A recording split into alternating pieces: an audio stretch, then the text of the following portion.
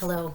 Welcome to the chapter Bad News and Bad News from the Mysterious Benedict Society by Trenton Lee Stewart.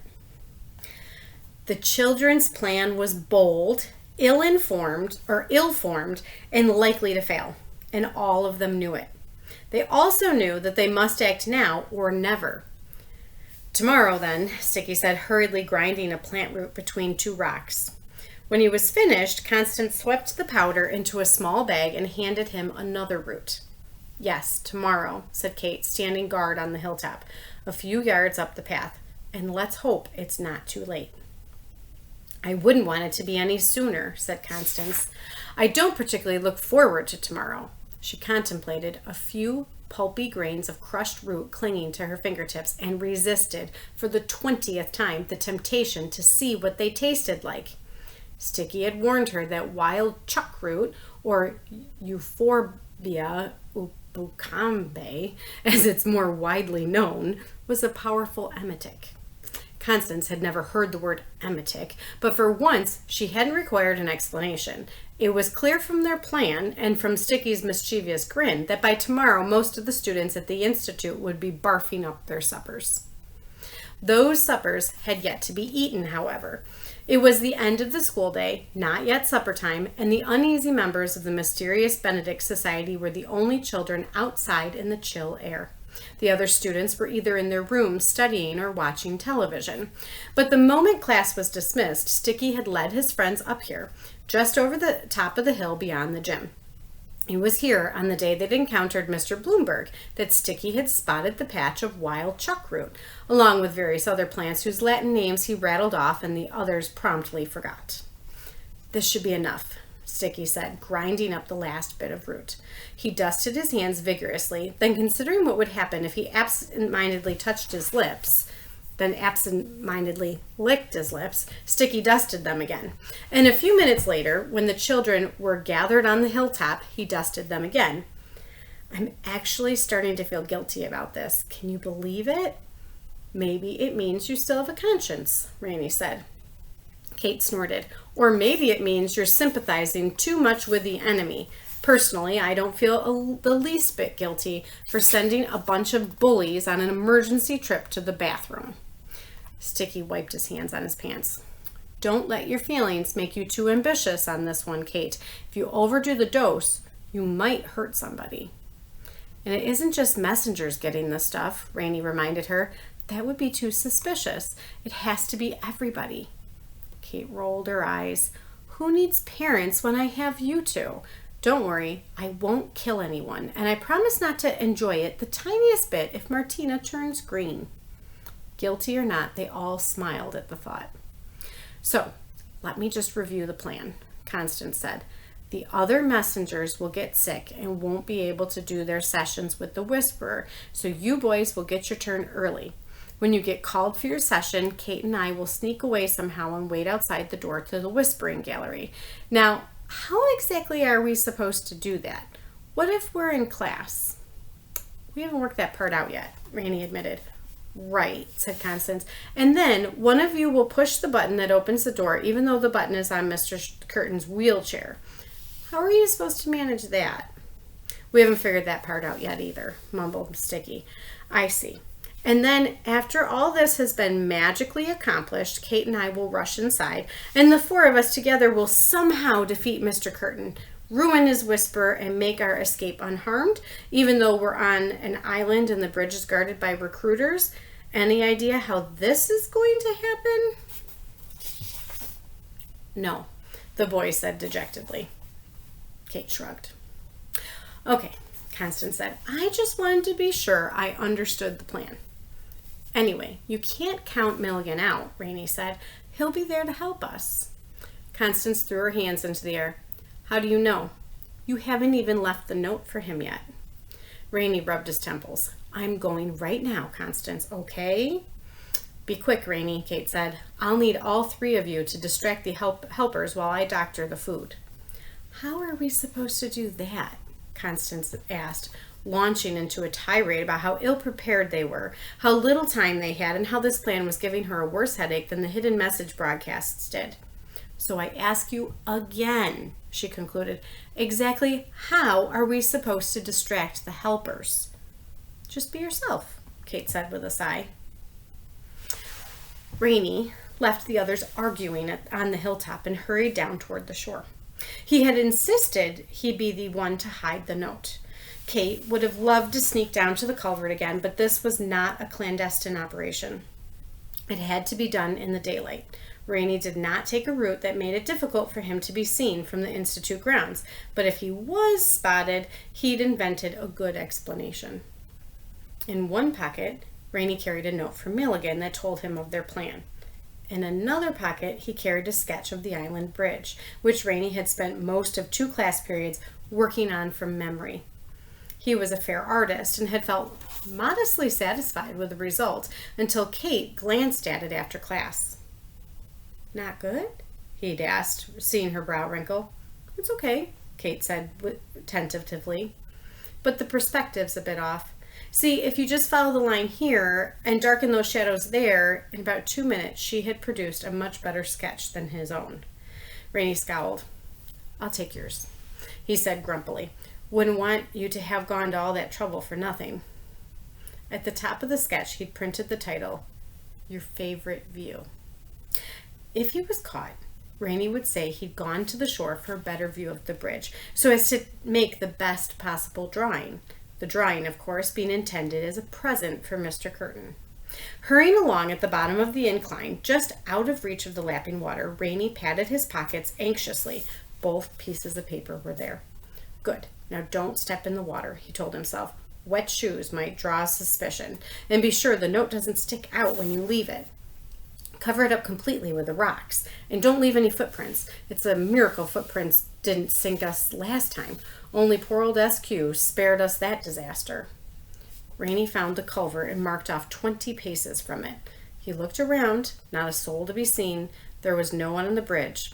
The incline concealed him from the rear, and in front of him was nothing but water, and across it, the mainland shore. It occurred to him that Mr. Benedict and his crew were probably watching him through a telescope right now. He stared toward the trees across the channel. No doubt they could see him. The question was whether he would ever again see them.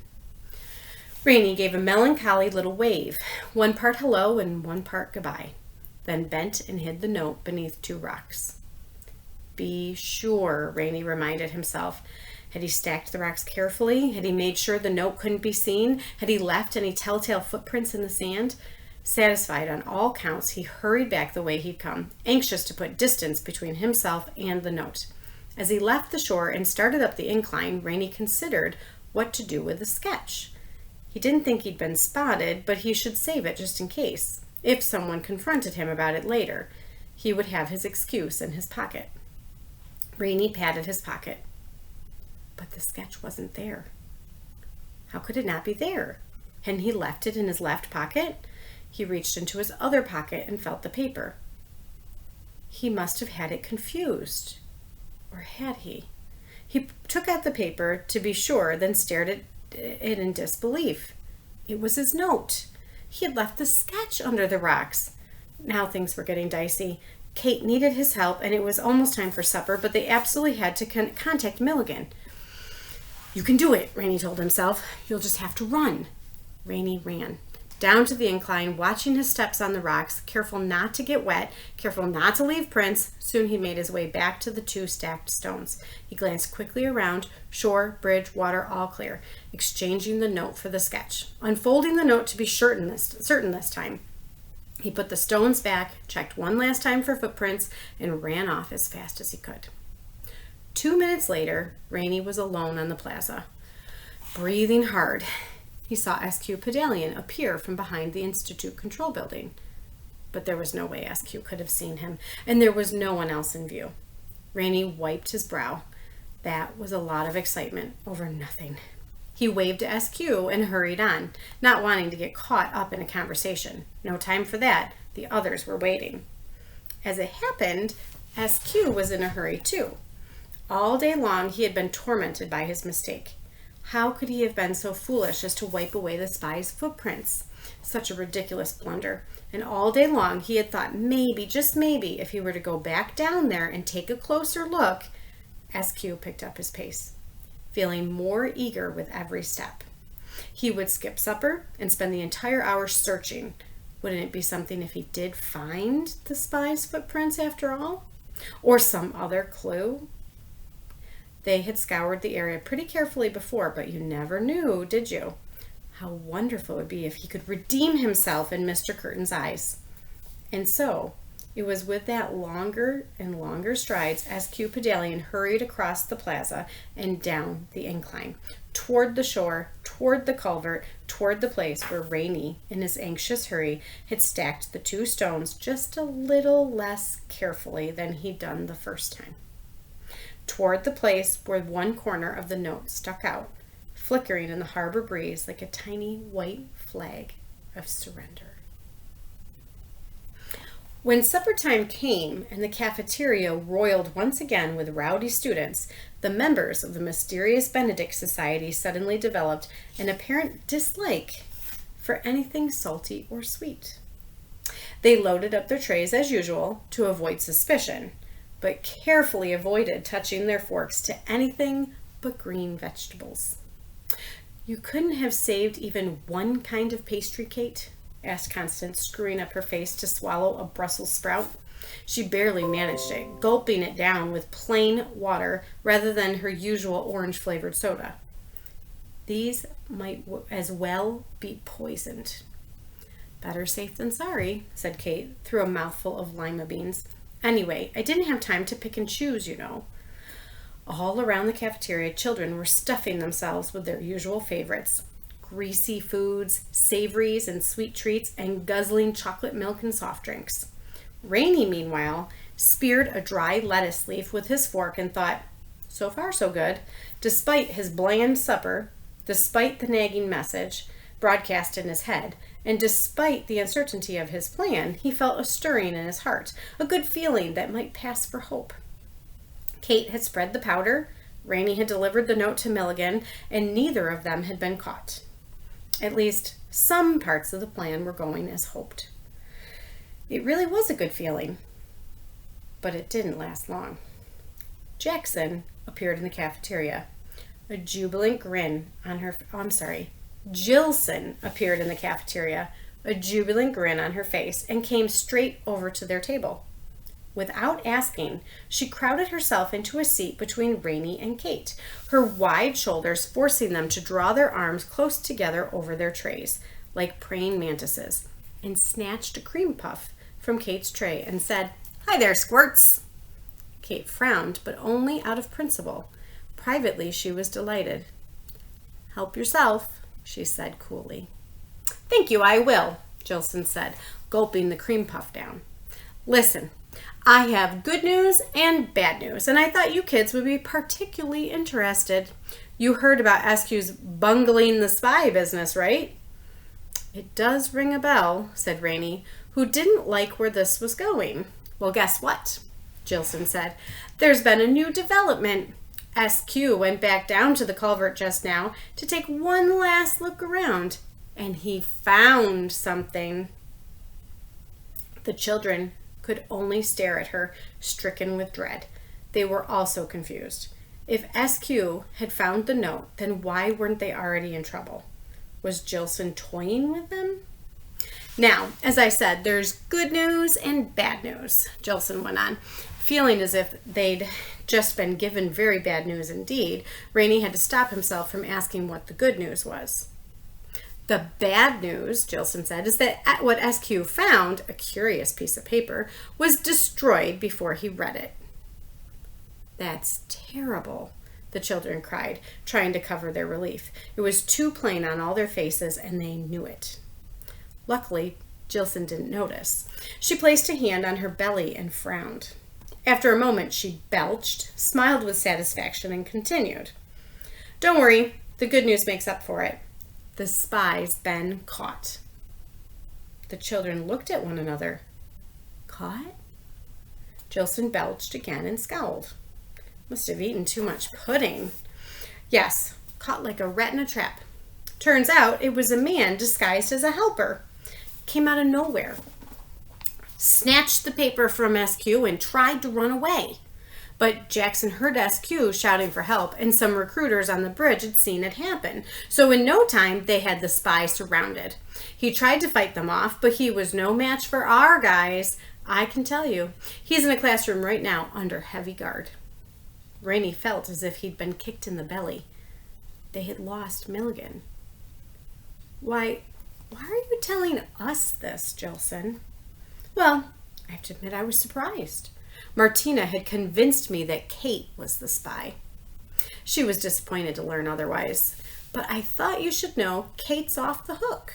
The helper confessed to everything. He's a lone operator, apparently. That means he works by himself.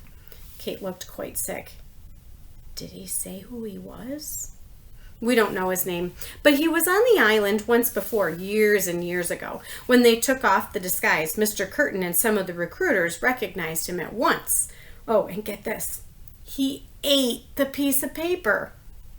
Chewed it up and swallowed it before anyone could read it. Said it was from his private journal and was none of our business. Very dangerous man. Don't worry, though. They're taking him to the waiting room in just... Oh, here they come now. The children could barely bring themselves to look. There was Milligan.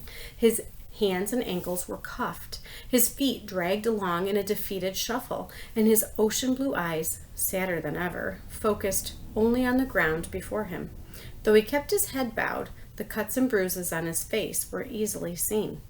He was being marched across the cafeteria by a half dozen recruiters and executives, including a very proud Martina Crow, none of whom showed any marks from a scuffle. Rainey wondered how this was possible. Jilson said he'd tried to fight, but if Milligan had really resisted, wouldn't his captors look as if they caught a tiger by the tail? Had he only pretended to struggle? But why? Unless... Suddenly, Rainey understood. Because SQ had glimpsed the note, Milligan had chosen to be caught. He'd wanted a chance to confess, a chance to make up a story about that piece of paper. A note would have suggested someone else had written it, another spy on the island, but a page from a private journal pointed only to Milligan himself. Yes, he had wanted to convince Mr. Curtin he was working alone, had wanted to take suspicion off the children. He had sacrificed himself for them. As Milligan passed through the cafeteria, the whole place erupted in applause for the executives and recruiters, then horrible boos and jeers for the captured spy. The miserable man was led past their table, right past the grateful and heartbroken children he'd saved. But never did he look up or reveal any awareness of them. Boy, doesn't he look glum, Jilson said. Kate started to speak, but a catch in her voice made her words incomprehensible. She was thinking exactly what her friends were thinking. Milligan had said he would die before he let any harm come to them. And that is the end of the chapter called Bad News and Bad News.